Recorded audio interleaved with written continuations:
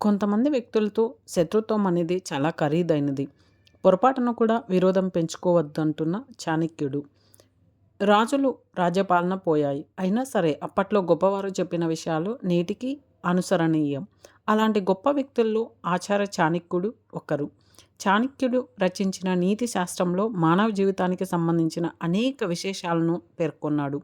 జీవితాన్ని ఆనందం, శాంతి, శ్రేయస్సుతో నింపడానికి ఆచార్య చాణక్యుడు అనేక నియమాల గురించి తెలిపాడు.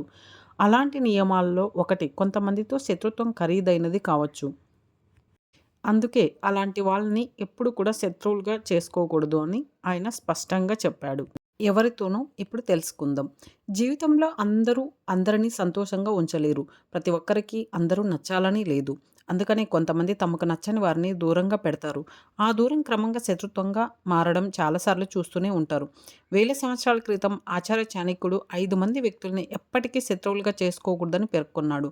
ఇలాంటి వ్యక్తులతో శత్రుత్వం ఖరీదైనదిగా మారవచ్చు. జీవితంలోని శాంతి, సుఖం అంతరించిపోవచ్చని ఆయన అన్నారు. మీ పొరుగువారే మీ సంతోషానికి, దుఃఖానికి అత్యంత సన్నిహిత సాక్షులు. మీ పొరుగువారితో మీ సంబంధాన్ని ఎప్పుడూ పాడు చేసుకోకండి. ఇరుగు పొరుగు వ్యక్తులతో మీ సంబంధం చెడిపోతే చిన్న చిన్న విషయాలు కూడా పెద్ద సమస్యగా మారవచ్చు. అత్యంత సన్నిహితులతో అకస్మాత్తుగా వివాదం కలిగి శత్రుత్వం ఏర్పడవచ్చు. ఈ శత్రుత్వం కూడా ప్రమాదకరం. మనకు అత్యంత సన్నిహితులకు మన రహస్యాలు, బలహీనతలు తెలిసే అవకాశం ఉంది. కనుక అటువంటి వ్యక్తులు శత్రువులుగా మారితే మనకు అతిపెద్ద ముప్పుగా మారవచ్చు. ఎటువంటి కుటుంబంలోనైనా కుటుంబ సభ్యుల మధ్య అభిప్రాయ భేదాలు ఉండడం సహజమే. అయితే ఈ అభిప్రాయ భేదాలను దూరం చేసుకోకపోతే ఒకరికొకరు శత్రువులుగా మారే అవకాశం ఉంది. అప్పుడు జీవితం ఒత్తిడితో కూడుకున్నది కావచ్చు. ఎందుకంటే కష్ట సమయాల్లో కుటుంబ మద్దతు గొప్ప బలం. కనుక కుటుంబ సభ్యులను ఎప్పుడూ శత్రువులుగా చేసుకోవద్దు అని చాణక్యుడు పేర్కొన్నాడు. ఏ రంగంలోనైనా ప్రభావవంతమైన వ్యక్తితో శత్రుత్వం సామాజిక సమస్యలను పెంచుతుంది.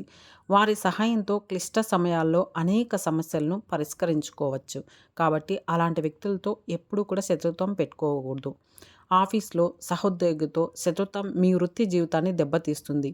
ఇది మీ ప్రమోషన్లు, ప్రాజెక్టులు, ఇమేజ్ వంటి అనేక విషయాలపై ప్రతికూల ప్రభావాన్ని చూపుతుంది. వీలైనంత ఎవరితో కూడా శత్రుత్వం అనేది పెంచుకోకూడదు. ముఖ్యంగా మనకు చాణక్యుడు సూచించిన ఇలాంటి వ్యక్తులతో శత్రుత్వం అనేది ఎప్పటికీ కూడా పెట్టుకోకూడదు. మన జీవితంలో మనం ప్రశాంతంగా ఉండాలనుకున్నా, లేదంటే ఒక గొప్ప స్థాయికి ఎదగాలనుకున్నా కూడా మనకు ఎలాంటి శత్రుత్వం కూడా ఎవరితో కూడా ఉండకూడదు. అందుకే అందరితో వీలైనంత సామరస్యంగా ఉంటూ మీ జీవితాన్ని ప్రశాంతంగా, ఆనందంగా జీవించండి. తప్పని పరిస్థితుల్లో ఎవరితో అయినా శత్రుత్వం ఏర్పడినా కూడా వాటన్నిటిని అధిగమించి ముందుకు వెళ్ళగలిగినప్పుడే మనం జీవితంలో సక్సెస్ అనేది సాధించగలం.